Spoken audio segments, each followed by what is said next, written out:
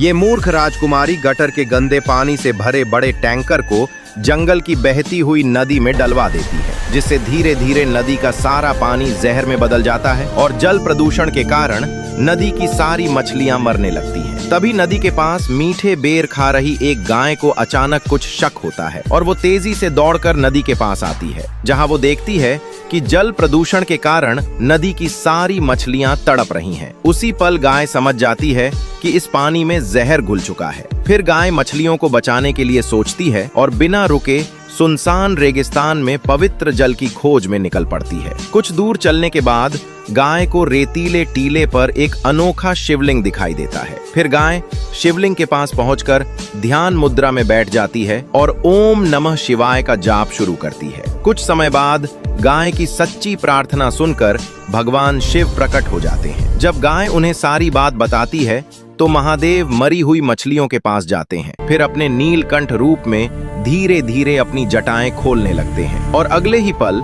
महादेव की जटा से पवित्र गंगा की धारा निकलकर नदी में गिरने लगती है, जिससे नदी फिर से स्वच्छ और पवित्र जल से भर जाती है और अगले ही पल सारी मछलियां फिर से जीवित होकर खुशी से पानी में तैरने और नाचने लगती हैं। लेकिन फिर भी किसी ने महादेव की इस महान लीला को लाइक और सब्सक्राइब नहीं किया।